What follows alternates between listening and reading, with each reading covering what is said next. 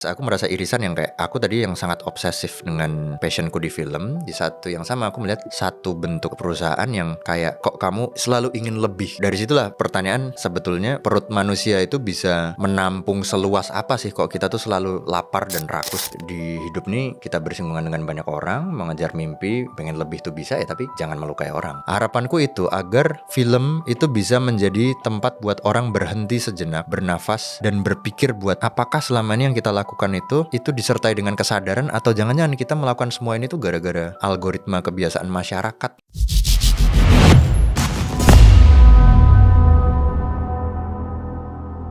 Jangan lupa Manusia Masa Depan juga bisa didengarkan di Spotify, dan jangan lupa ikuti media sosial kita di Instagram maupun di TikTok di @redaksi_nalar_tv. Hari ini Manusia Masa Depan menghadirkan seorang sutradara, seorang penulis film, dan juga sekarang sudah mulai menjadi produser juga untuk film. Ada Mas Regas Banuteja. Mas Regas, apa kabar? Kabar baik. Mas Regas ini pertama saya lihat memang rambutnya pendek, lalu tiba-tiba panjang, sudah kembali pendek lagi. Sekarang minggu lalu baru gundul. Oh, baru minggu lalu ya? Jadi ini baru akhirnya potong setelah rangkaian promosi film Para Prasuk udah kelar. Oh, oke. Awalnya memang udah mau gundul dari lama, pengen nyoba sebenarnya kalau gundul tuh seperti apa sih wajahnya. Tapi belum boleh. Jangan-jangan masuk kontrak tuh. Waktu itu karena ada behind the scene wawancara yang belum kerekam, sehingga takutnya nanti nggak continuity.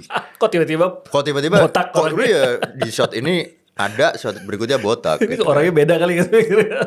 Dan baru nyadar setelah potong ternyata bentuk kepalaku nih heksagonal. Jadi gini kayak baru kelihatan setelah gundul ya. Belum pernah gundul ya sama sekali. Dulu terakhir umur 5 tahun gundul. Jadi kayak bentuknya pasti beda banget. Kepalanya udah beda. Mas Regas ini seorang sutradara. Tadi sudah saya sebutkan juga. Mungkin Anda mengenalnya dari film-film sebelumnya. Ada Penyalin Cahaya, sebuah film yang menjadi film panjang pertama. Mas Regas. Dan langsung Citra ya. Menang feature film ya. Film panjang fiksi terbaik. Film panjang fiksi terbaik langsung di film pertama gitu. Lalu setelah itu ada satu film, saya suka dua-duanya nih film, tapi saya jujur yang nomor 2 itu saya suka banget karena menggambarkan realitas media sosial hari ini, yaitu Budi Pekerti. Budi Pekerti. Walau kalau Anda cari di Netflix namanya nggak Budi Pekerti tapi Andragogi. Jadi, Judul bahasa Inggrisnya. Jadi jangan bingung, kok nggak ada kok di sana di Netflix.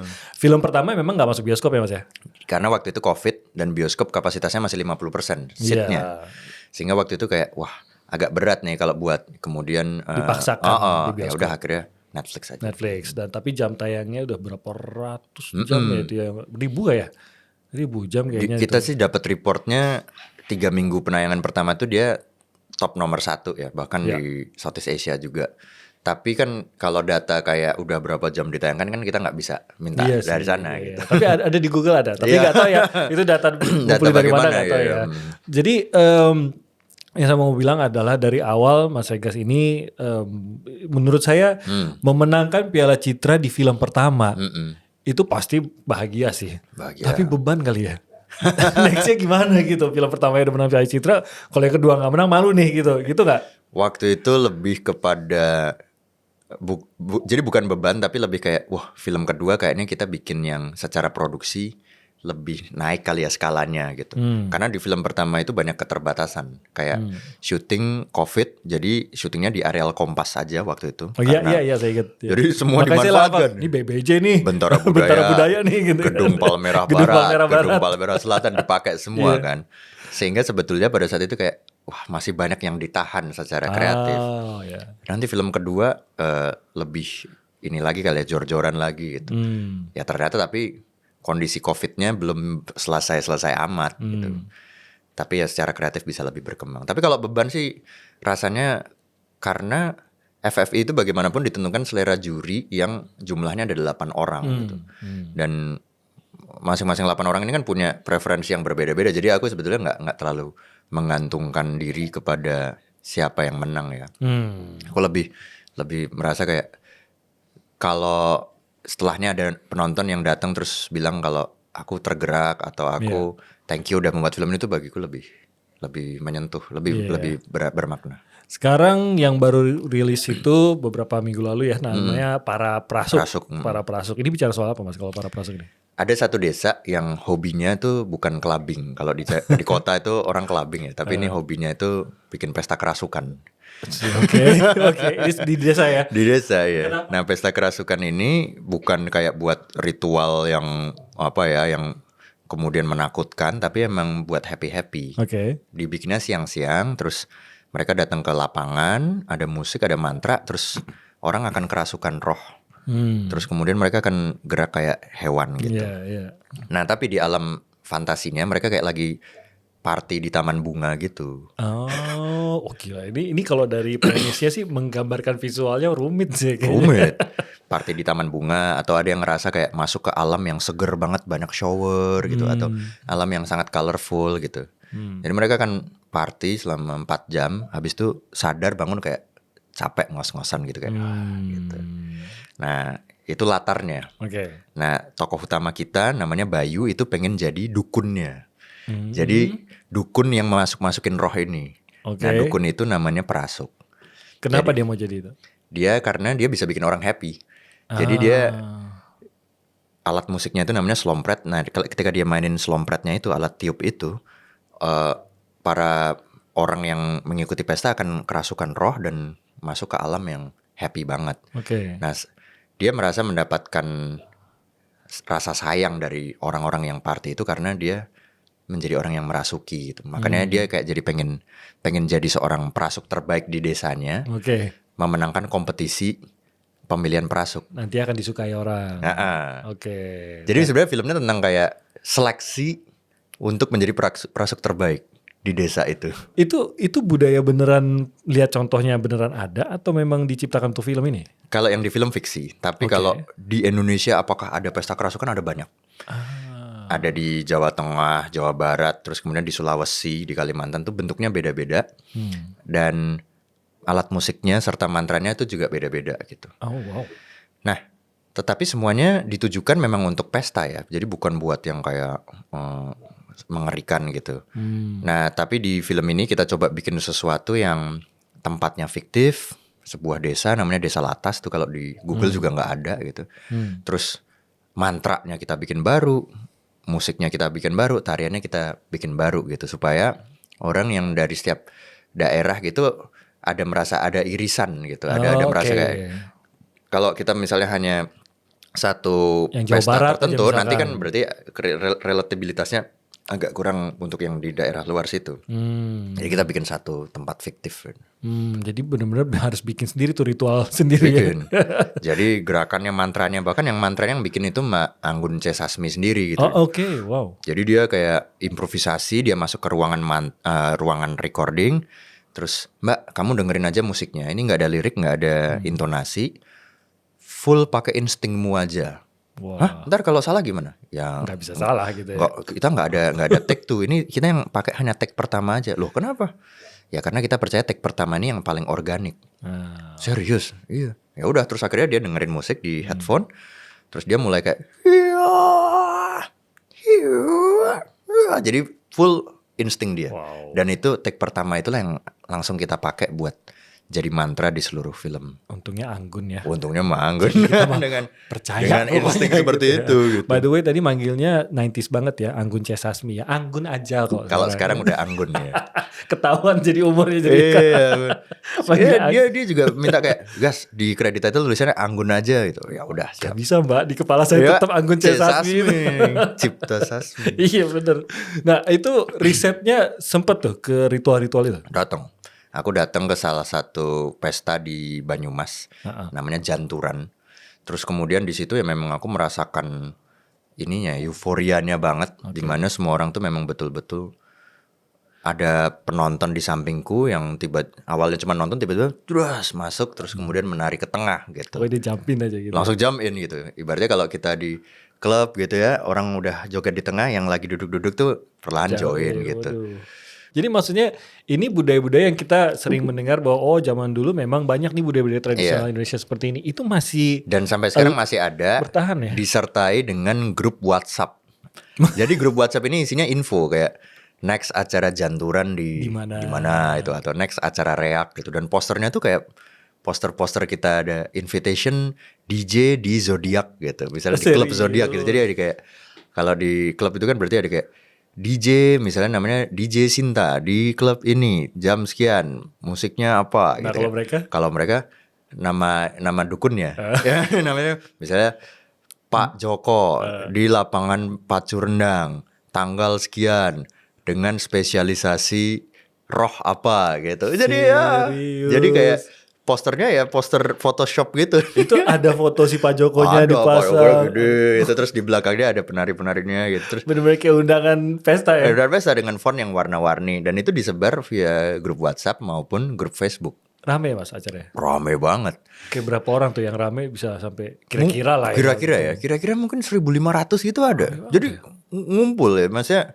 Dan yang datang nih anak SMP, SMA, bahkan sampai ke bapak-bapak yang umur 60 tuh main gitu. Nah dan konten-konten itu banyak mereka upload di TikTok. Oh saya harus ngecek tuh, hashtagnya apa tuh? Hashtagnya macam-macam ya, mungkin janturan, terus kemudian ada lagi mendem, ebek gitu. Jadi ketika mereka berpesta itu banyak temen yang videoin bahwa wah misalnya namanya si Putri. Putri kemasukan Macan. Joget heboh banget gitu. Wah di video udah nanti ada temennya lagi di video gitu. Saya mau search habis ini. Seru kan? Pengen lihat gitu di lapangannya seperti apa. Nah tapi saya biasanya kalau sineas tuh menangkap sebuah kegiatan, sebuah fenomena itu, tapi biasanya menggunakannya untuk sebuah pesan yang lain. Yeah. Nah saya yakin dalam film ini bukan soal menceritakan mengenai itu ya kekayaan tradisional Indonesia saja, tapi inti ceritanya kan bukan itu. Ini mungkin platform yang dipakai atau cerita yang menjadi nuansanya. Tapi ada pesan apa sebenarnya yang mau disampaikan lewat cerita di Para Perasuk ini sih Mas? Jadi yang satu kerasukan roh, yang satu kerasukan obsesi. Nah, obsesi sebetulnya. Jadi si Bayu ini dia yang mau jadi dukun ya? Yang mau jadi dukun ini alias perasuk ini dia terobsesi banget. Dia kayak bermati raga, berpuasa buat mendapatkan efek kerasukan yang paling oke. Tapi dia mulai melupakan orang-orang di sekelilingnya gitu. Jadi bapaknya yang butuh ditemani dia lupakan, sahabatnya yang cuman butuh ditemenin buat ngobrol dia pinggirkan, sehingga dia kayak lama-lama koneksi dengan orang-orang sekitar itu lepas gitu. Demi ambisinya ini. Dan di saat yang sama ambisi, ada yang kerasukan ambisi juga adalah dari suatu perusahaan. Ada suatu perusahaan di situ namanya Wanaria, perusahaan fiktif ya, yang mau mengambil atau mengakuisisi si mata air yang ada di desa itu. Jadi mata air ini sebetulnya menjadi pusat buat para calon dukun alias calon perasuk ini buat mendapatkan roh. Jadi di mata air tersebut kamu bisa dapat roh macan, roh kancil, roh lintah gitu dari mata air itu. Nah, tapi mau diakuisisi untuk dijadikan suatu perusahaan air minum di situ. Nah, kemudian warga desa ini mencoba mempertahankan desanya dari ancaman perusahaan ini yang mau membeli tanah desa ini. Jadi sebenarnya bicara soal obsesi ya. Obsesi dan ini enggak kerakusan kan? Kerakus ya. Jadi rasuk rakus. Gitu jadi kan? bukan hanya para perasuk ya, para perakus. Rasuk dan rakus. Saya baru tahu itu. Jadi mungkin buat yang udah nonton, saya nonton lagi. Jangan-jangan saya jadi nangkep tuh makna perakusnya itu ya. Sama kayak film sebelum-sebelumnya ya, Penyalin Cahaya maupun Budi Pekerti itu kan kalau saya lihat ya selalu berangkat dari kegelisahan sosial. Kalau Penyalin Cahaya itu dari kondisi di dunia pendidikan Indonesia, soal juga ada soal data, maksudnya pencurian data. Betul. Itu pencurian data juga. Yang Budi Pekerti termasuk kegelisahan soal pemanfaatan media sosial gitu, dan bagaimana seorang itu bisa hancur oleh media sosial gitu. Para perasuk ini seperti tadi bilang ternyata salah satunya adalah mengenai obsesi kita dan kerakusan manusia gitu kan ya. Itu memang pada saat membuat film-film tersebut memang ada insiden-insiden tertentukah yang membuat Mas Regas berpikir saya mau bikin deh film yang bicara soal ini nih gitu. Kayak Penyalin Cahaya tuh memang ada kasus tertentu yang memancing. Jadi di Penyalin itu saya dulu waktu kuliah itu sering menemui satu tempat fotokopian. Yang di mana data kita itu dipertanyakan keamanannya gitu. Dulu kan orang nyolok flash disk, terus kemudian nyolok handphone dengan USB mini gitu, terus atau login email ini sebetulnya nih bisa dilacak kayak di server karena tiba-tiba kemudian banyak skripsi mahasiswa itu tiba-tiba soft copy-nya kok ada di tempat lain gitu. Nah ini nih bahwa data tuh sekarang kita merasa data itu privat tapi ternyata kok mudah sekali diakses oleh orang gitu. Nah dari situ sebetulnya saya berangkat dari kayak bagaimana membuat suatu kisah yang berpusat dari suatu kios fotokopi di mana privacy kita itu bisa dengan mudah kemudian diambil atau disalahgunakan oleh orang gitu. Real case ya, real pengalaman pribadi ya. Karena kayak fotokopian itu buka 24 jam, terus orang-orang bekerja silih berganti di situ. Colok aja mas, colok. Kita kan nggak tahu apakah itu connect ke suatu server yang kemudian bisa kayak di copy gitu kan, nggak tahu gitu. Nah kalau Budi Pekerti juga dari kisah banyak sekali guru yang dituntut oleh orang tua murid karena memberikan hukuman gitu kepada muridnya. Misalnya ada yang nyata ya? Iya, misalnya ada yang memberi hukuman untuk sepatu muridnya itu disita karena warnanya tidak sesuai dengan seragam. Itu bisa dituntut oleh orang tua murid, bahkan kemudian sampai guru itu dikeluarkan gitu. Bahwa frame vertikal ini yang 15 detik itu tuh bisa membuat orang langsung menghakimi gitu. Ibaratnya kayak ngintip di lubang kunci terus kayak oh orang itu salah padahal belum tahu realitanya gitu. Nah kalau para prasuk itu justru malah dari perenungan meditasiku tiap pagi dulu. Jadi tiap pagi itu aku meditasi, bukan mengosongkan pikiran tapi mengulik aku lagi gelisah apa. Nah ternyata ada satu masa di mana waktu aku kuliah tuh aku jadi orang yang sangat ambisius buat menjadi sutradara. Sampai ngelembur, sampai kayak motorku mogok karena nggak pernah servis, terus nggak ada waktu buat orang tuaku, nggak ada waktu buat teman-teman sekitar, sehingga aku merasa kayak kok segininya amat ya buat ngejar obsesi ini, tapi malah aku ngelupain kehidupan pribadi. Di saat yang sama ada kisah dari salah satu omku di Jogja yang mata air di desanya itu mau dibeli oleh suatu perusahaan. Nah, concern dari omku dan para tetangga sekitar adalah kalau mata air ini dibeli, sawah-sawah di sekitar akan kering. Dan para petani yang biasanya bertumpu dari hidup dari pertanian ini nggak bisa dengan semudah itu harus switch kerjaan buat kerja di pabrik dan segala macam. Nah akhirnya omku ini menggalang dana untuk mengumpulkan warga desa buat patungan membeli si mata air ini dari pemilik sebelumnya. Jadi pemilik sebelumnya ini sedang butuh uang dan berpikiran buat mau menjual ke si perusahaan inilah gitu. Nah ini mereka baru menggalang dana buat membeli. Tapi ya selalu ada cara yang digunakan untuk melawan si omku dan para tetangga yang patungan ini. Misalnya kayak, wah ini diciptakanlah ini orang ini sesat karena masa bilang di mata air itu ada peri gitu. Wah ini mitos nih ajaran sesat. Misalnya di angle-nya gitu. Atau ada yang dibilang kayak angle-nya, enggak itu mau dimanfaatkan aja tuh buat jadi tempat wisata gitu. Malah dijelek-jelekin. Jadi buat menekel itu tuh banyak sekali. Wow. Nah itu kisah beneran nih. Iya jadi kisah beneran. Jadi kisah omku ini. Nah makanya pas aku merasa irisan yang kayak aku tadi yang sangat obsesif dengan passionku di film. Di satu yang sama aku melihat satu bentuk perusahaan yang kayak kok kamu selalu ingin lebih gitu loh. Selalu ingin more gitu. Padahal mungkin harta atau uang yang kalian punya itu sudah cukup untuk menjalani hidup, tapi kok masih pengen lebih lagi, selalu lebih lagi. Nah, aku dari situlah pertanyaan sebetulnya perut manusia itu bisa menampung seluas apa sih kok kita tuh selalu lapar dan rakus akan lagi. Udah mencapai satu level kita pengen naik lagi, udah pengen satu level naik lagi terus nggak ada batasnya. Sama seperti yang aku waktu kuliah itu mungkin kalau diturutin juga akan rakus pengen terus gitu. Nah itu yang pengen aku pertanyakan di film Para Prasuk ini. Kalau saya mencoba mengadvokasi sebaliknya gitu. Kan bagus mas, orang mau maju terus kan bagus. Setiap tahun hidupnya lebih baik kan bagus, capaiannya lebih banyak kan bagus gitu. Bener gak? Bener, tetapi ketika yang dia capai menjadi melukai orang lain, nah itu yang perlu kita evaluasi gitu. Karena yang misalnya seperti tadi kayak aku terobsesi misalnya sampai ngeburn DVD di atas motor buat disubmit ke satu festival film gitu. Jadi aku pernah gitu karena jamnya mepet. Dulu kalau submit festival film tuh harus pakai DVD.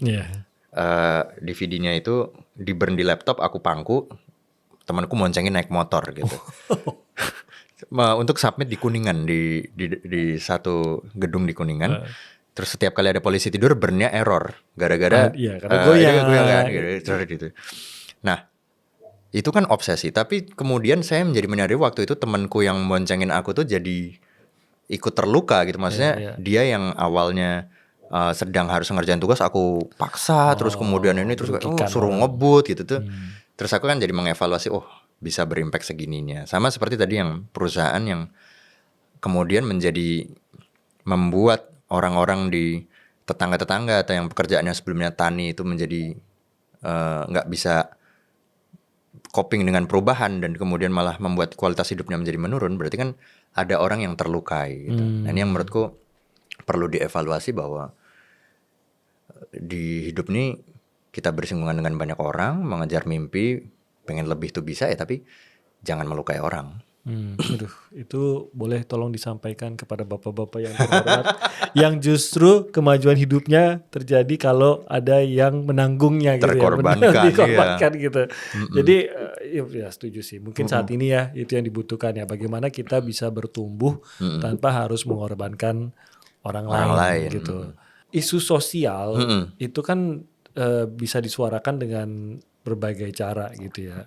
Apakah Mas Regas akan selalu memfokuskan produksi-produksinya pada isu-isu sosial yang memang saat itu menjadi concern dari Mas Regas, atau akan berpikir untuk sesekali bikin yang ngepop deh gitu, yang benar-benar wah kalau bisa 10 juta 12 juta penonton gitu. Terpikir gak?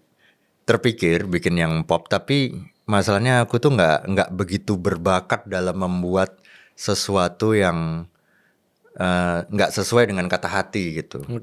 Misalnya tiba-tiba harus bikin horor gitu. Aku tuh penakut. Orang waktu mandi di shower aja habis cuci muka gitu tuh selalu membayangkan di depanku ada penampakan. Karena itu mungkin gara-gara sejak kecil udah terpapar horor terus kemudian takut gitu. Terus kalau membuat film komedi, aku orangnya terlalu serius. Gitu. memang ini mengakui sendiri. Sendiri gitu. Aku agak kaku gitu kalau buat bikin jokes gitu. Jadi bukan bidangnya. Nah, tapi kalau kepikiran membuat film yang lebih pop mungkin terpikir, tapi bukan sebagai sutradara. Sebagai produser aja gitu. Jadi mungkin aku mengajak sutradara lain yang lebih lucu gitu, atau yang lebih pemberani buat bikin horor.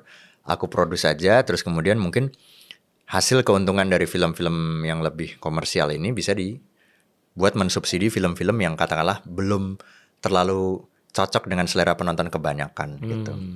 Yang lebih pengen aku suarakan. Tapi aku rasa tadi kenapa kemudian mungkin selama ini yang terlihat adalah isu sosial ya, bahwa tentang media sosial, tentang privacy, tentang kerakusan gitu. Karena itu ya ada rasa sebel aja sih di dalam diri gitu ya. Rasa sebel ketika melihat ya orang ketika udah mencapai satu titik yang kamu kan maksudnya dengan hartamu segini kamu juga udah makan enak 3 hari sekali, kamu mau keluar negeri juga happy, bisa kamu mau mendapatkan berbagai macam pleasure tuh ada, tapi kok masih ada pengen yang dikejar lagi tuh. Emang ada pleasure apa lagi yang bisa tubuh manusia ini rasakan gitu. Apakah jangan-jangan ketika kamu udah cukup dengan pleasure dirimu, kamu pengen untuk seluruh satu keluargamu pun juga harus merasakan yang sama gitu. Ibaratnya jadi kayak kamu memiliki tidak ada ujungnya begitu kan. Nah, contohnya seperti itu gitu, ada sesuatu yang mengusik. Makanya kalau film-filmku berikutnya kalau tidak berkaitan biasanya dengan kegelisahan sosial yang lagi kurasain, biasanya kegelisahan secara psikologis. Jadi dalam artian misalnya kalau yang di Para Prasuk itu kan secara psikologis berarti obsesiku.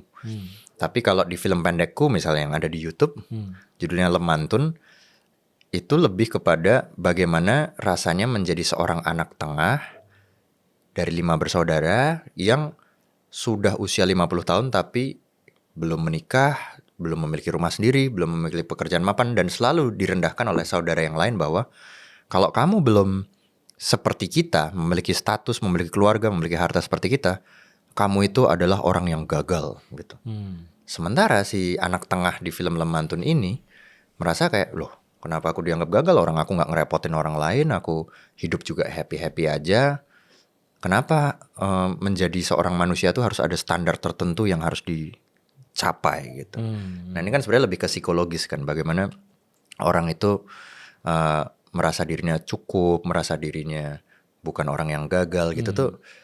Aku juga suka berfokus ke situ gitu. Dan biasanya hal-hal yang berkaitan dengan psikologis ini adalah kegelisahan yang aku temui setiap meditasi pagi itu. Tadi aku kan sempat bicara soal bagaimana film pertama udah menang Piala Citra nih, film berikutnya pasti bagus-bagus nih, ekspektasi orang tinggi gitu.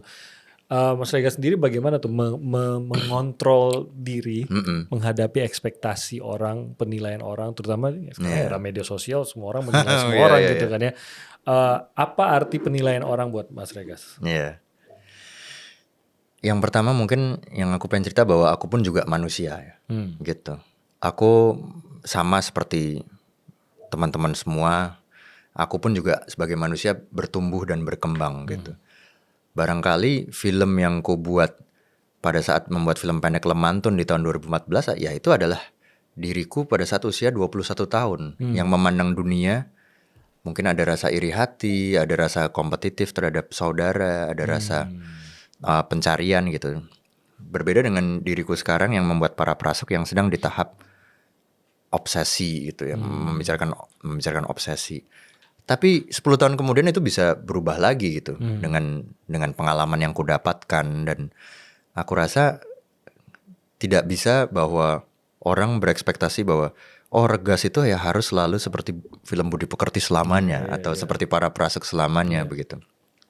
Aku pun bertumbuh dan berkembang seperti halnya dengan sutradara-sutradara di luar yang barangkali kalian ada yang bisa gak suka film ke-10-nya, tapi suka banget film ke-12-nya. Habis itu gak suka lagi.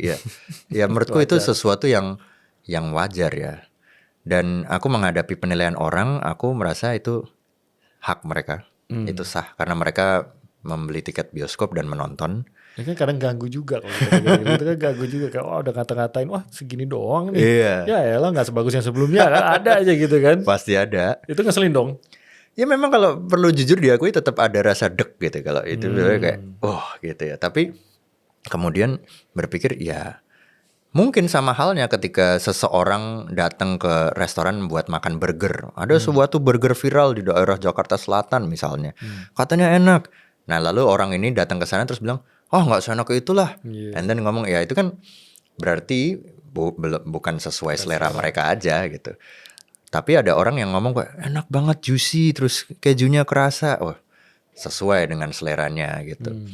Jadi ya gak apa-apa. Dan mungkin orang di media sosial berkata itu sekarang ibaratnya seperti suatu kayak spontanitas. Dan kemudian mereka juga gak memfilter dan langsung mengungkapkan ya udah mungkin sekarang eranya banyak orang seperti itu kali ya. Mungkin kalau dulu kan orang gak suka ke satu restoran, ya udah di keep aja terus kemudian aku nggak begitu suka tuh burger di Jaksel yang itu, ngomong ke temannya aja. Tapi sekarang overrated gitu. Aku tuh nggak tahu apakah mungkin dengan mengomentari dan membicarakan atau itu juga bisa memuaskan suatu hasrat di diri mereka kali ya. Aku nggak tahu hasrat. Mungkin ada kepuasan juga kan, gue berpendapat gitu. Ya nggak apa-apa gue.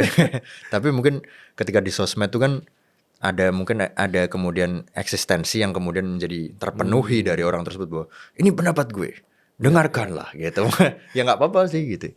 Sama juga di film lah ya, orang punya selera masing-masing. Nah kalau Mas Regas bikin film itu tadi ya, membahas isu sosial, mengangkat isu sosial, sebenarnya yang diharapkan apa sih? Apakah ini sekedar setidaknya masyarakat biar sadar akan isu ini gitu, atau justru berharap setidaknya ini bisa memancing untuk seseorang bergerak kah atau apa? Ya biar mengurangi orang jahat ya. Orang jahat itu kan apa ya, ada, dan mungkin kalau kita coba logika kok dia bisa jadi orang jahat ini kenapa ya gitu. Atau kok dia ini bisa menjadi orang yang evil gitu, atau orang yang berpikiran melukai orang lainnya. ada masa lalu apa yang terjadi di hidupnya gitu. Ada orang yang dengan pengen melawan itu dengan cara ngomong di sosmed, membuat tulisan, ada yang dengan cara membuat gerakan, ada yang dengan cara membuat lukisan gitu. Tapi karena bakatku di film ya aku ngomongnya via film gitu, agar harapannya orang ya setelah nonton terus kemudian dia mungkin bisa mengevaluasi diri mereka kali ya. Bahwa kalau aku di sosmed ada sesuatu yang video memperlihatkan ibu-ibu berkonflik dengan seorang tukang parkir cekcok ya, yang biasanya aku langsung spontan add story terus langsung emoji orang ketawa nangis gitu. Ya sekarang mungkin kamu stop dulu 5 menit dulu. Kalau aku repost video ini, ibu ini bisa makin viral dan malah keluarganya tuh terdampak. Iya. Ya misalnya ibu yang berantem sama tukang parkir ini sepupunya atau anaknya yang nggak tahu apa-apa terus tiba-tiba di sekolah dibully karena itu nyokap lo gitu amat marahin tukang parkir, itu kan berdampak kan. Ya kemudian mungkin setelah nonton Budi Pekerti at least bernafaslah dulu 5 menit buat sebelum nge-repost itu, bahwa perlu nggak kamu nge-repost ini memperburuk kondisi seseorang gitu kan. Harapanku itu agar film itu bisa menjadi tempat buat orang berhenti sejenak, bernafas dan berpikir buat apakah selama ini yang kita lakukan itu disertai dengan kesadaran, atau jangan-jangan kita melakukan semua ini tuh gara-gara algoritma kebiasaan masyarakat terus kita jadi ngelakuinnya gitu. Apa kritik terbaik yang pernah Mas Regas terima? Kritik terbaik yang pernah aku terima adalah berkaitan soal storytelling. Nah, salah satunya adalah di Para Prasuk kemarin ada komen bahwa aku terlalu ingin banyak memasukkan berbagai macam hal di dalam filmnya. Jadi Para Prasuk ini kan ngomongin tadi soal ego atau ambisi seseorang mencapai mimpi. Di saat yang sama ngomongin juga soal perusahaan yang pengen merampas mata air. Di saat yang sama juga ngomongin soal memaafkan masa lalu gitu. Jadi ada 3 layer topik yang pengen aku ceritakan semua. Dan ada yang komen bahwa alhasil ada beberapa topik yang mungkin mereka merasa kurang mantep penyelesaiannya gitu. Kurang komplit pembahasannya gitu. Nah di situ aku jadi belajar kayak, oh iya ya, ternyata sebagai seniman aku ada kerakusan juga dalam berkata-kata gitu. Dalam ingin menyampaikan berbagai macam hal di sini gitu. Barangkali mungkin dari sini aku bisa belajar bahwa mungkin ada hal yang kita fokusin, misalnya tentang memaafkan masa lalu, ya udah kita bisa berfokus soal memaafkan masa lalu saja gitu. Kalau mau ngomongin soal perampasan tanah atau apa, mungkin bisa dibahas di film lain gitu. Jadi di sini mungkin aku sama seperti Bayu, seperti tokoh Bayu yang tadi sadar ya. Kalau Bayu kan di filmnya, kalau nanti teman-teman nonton, dia ingin mendapatkan roh yang semakin banyak supaya dia dapat poin buat kepilih di seleksi Prasuk ini. Tapi kemudian dengan dia semakin banyak roh dan semakin bermati raga itu, malah dia jadi nggak bisa memuaskan para peserta kerasukan itu. Dan di sini aku belajar kayak penting juga sebagai creator, sebagai seniman untuk memilah, memfilter apa yang ingin dibicarakan dan nggak semua itu harus langsung ditumpahkan saat itu.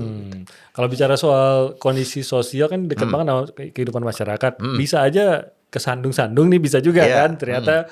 Penggambarannya nggak begitu, ini mencoba menjelekkan kami. Dan kita tahu loh dalam seni itu kayak misalkan kayak Panji kemarin tuh mengangkat dalam jokesnya kebudayaan sebuah daerah itu jokes 10 tahun lalu loh Mas. Betul. Tapi bisa diungkit lagi. Pernah itu membuat keraguan dalam berkreasi nggak? Karena tiba-tiba apalagi mungkin sekarang kita kenal yang namanya cancel culture itu kan ini juga menjadi sesuatu yang mungkin membuat kita takut-takut untuk berkreasi. Ngaruh nggak tuh? Ngaruh. Jadi yang aku sadari sekarang dengan media sosial, karena semua orang bisa berpendapat, hal sekecil apapun itu bisa menjadi suatu yang dibahas, sesuatu hal yang dibahas lebih gitu. Misalnya sesimpel, ini perumpamaan aja ya supaya aku juga nggak. Jadi perumpamaan misalnya. Supaya nggak di-cancel juga nih kita ngomong ini. Perumpamaan misalnya adalah, aku adalah orang yang pecinta bakmi misalnya. Oke, sama kita Mas. Misalnya pecinta bakmi. Tahu-tahu aku membuat suatu film tentang pecinta nasi goreng. Gitu misalnya, sebagai contoh. Nah ternyata komunitas nasi goreng merasa loh kamu bukan tempatnya membicarakan kamu itu tahu apa soal nasi karena goreng, kamu gitu bukan pecinta nasi goreng. Nah itulah aku melihat apa yang terjadi di dunia sekarang itu cenderung seperti itu.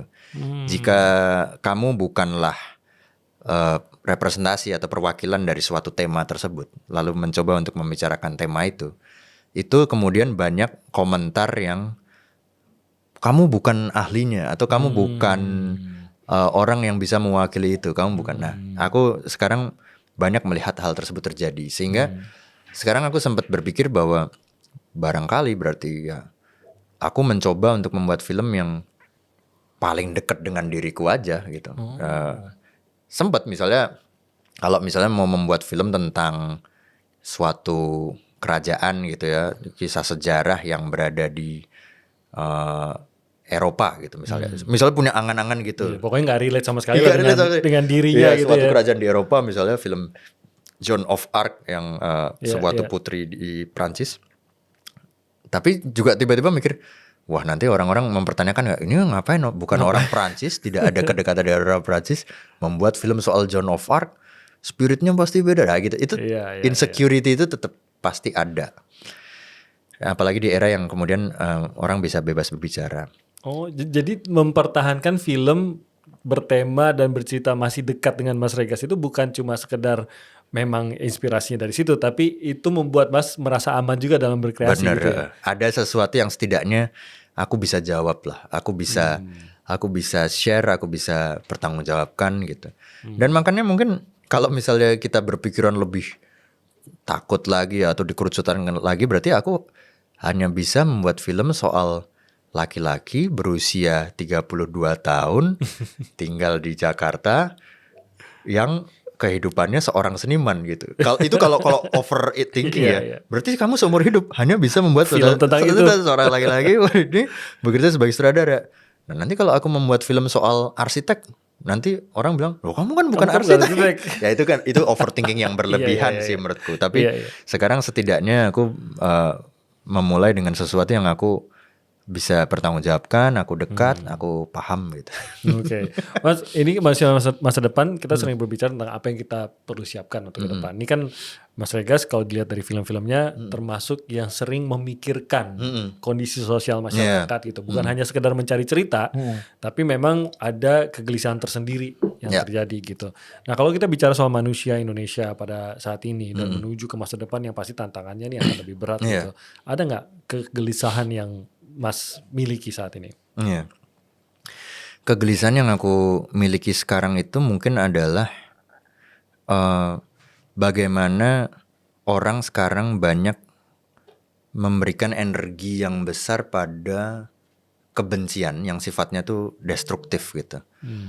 Ibaratnya gini, mengkritik, membenci, mengevaluasi itu sangatlah penting gitu. Tetapi sekarang saya merasa energi itu juga bisa di-convert ke dalam sesuatu yang lebih konstruktif gitu ya. Ya misalnya contoh suatu energi kebencian terhadap suatu karya seni misalnya kayak wah ini karya seninya buruk atau jelek, itu tentu saja adalah suatu hak untuk mengkritisi, untuk mengevaluasi.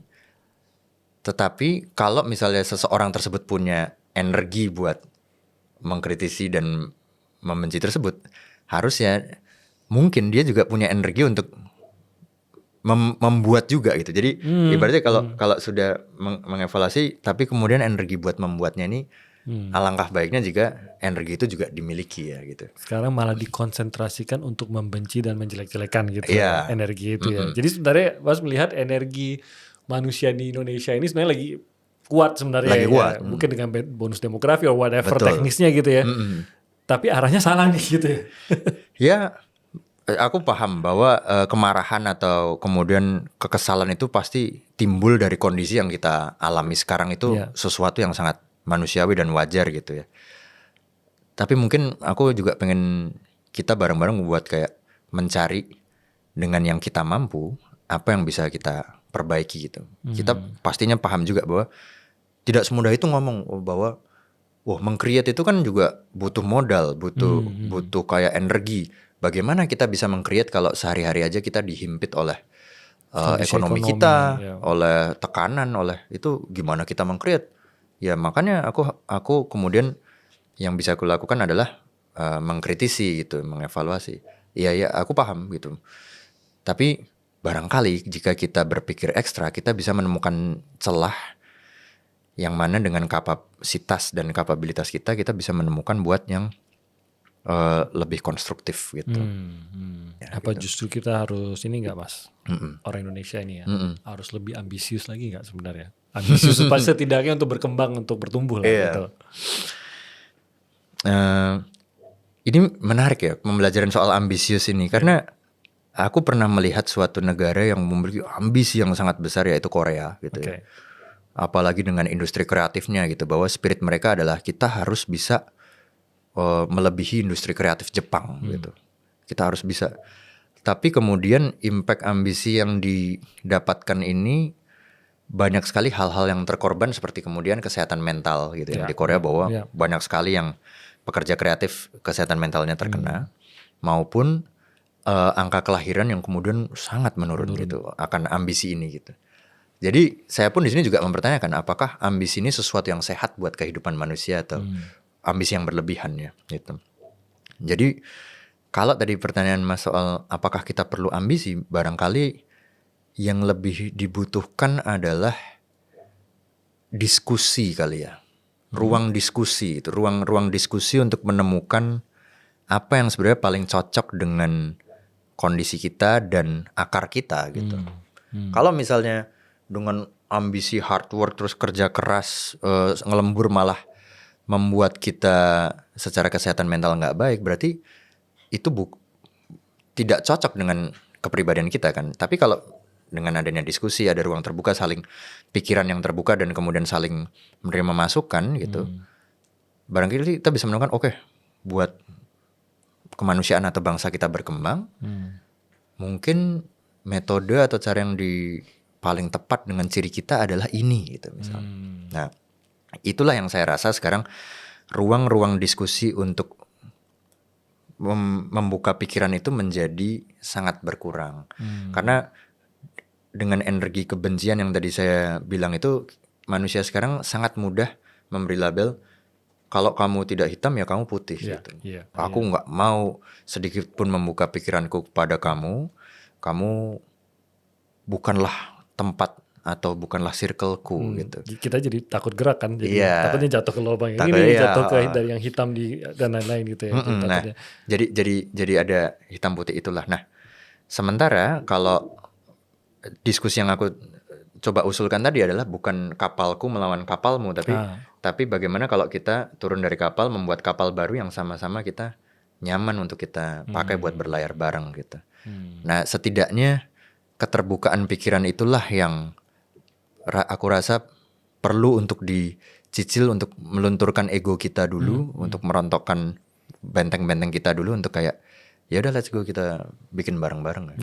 Kalau yang saya dapat pelajarannya nih, kalau dari ngobrol sama Mas Regas, tetap tapaki anak tangga gitu ya, tetap maju, tetap bertumbuh, tetap naik, tapi sambil menapaki anak tangga, lihat juga yang lagi kita injak tuh apa? Itu apa? Anak tangga atau jangan-jangan ada orang di situ yang sedang kita injak, dan jangan sampai kita menyakiti orang gitu.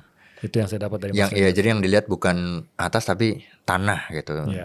Tanah yang kita injak ini apa, dan menyadari bahwa kita sampai ke titik ini pun juga ada banyak sekali sumbangsih orang lain. Jangan sampai kita kemudian jadi melukai orang lain karena pengen lebih lagi gitu. Pesannya itu selengkapnya nonton di Para Prasuk, dan please jangan skip juga film-film sebelumnya, itu harus nonton. Budi Pekerti, yang mana judulnya saya lupa mulu judul bahasa Inggrisnya. Andragogi. Saya ingatnya Budi Pekerti gitu. Sama Penyanyi Cahaya, film-film Mas Regas, dan kita tunggu film-film lainnya juga Mas Regas. Kalau nanti ada concern-concern lain, atau boleh kita titip concern? Misalkan coba di komen ditulis silakan. Lagi concern apa sih? Apa yang menjadi kegelisahan Anda tentang anak-anak muda, tentang negara ini, tentang kondisi negara ini? Mungkin kalau Anda komen di situ jadi film nanti sama Mas Regas ya. Karena kegelisahannya sama. Mas Regas, makasih banyak. Thank you banget Mas. Sudah hadir di Manusia Masa Depan. Sehat-sehat. Sampai ketemu lagi dalam kesempatan lain. Sampai jumpa. Jangan lupa untuk ikuti di media sosial kita @redaksi Nalar TV. Sampai jumpa lagi di episode berikutnya.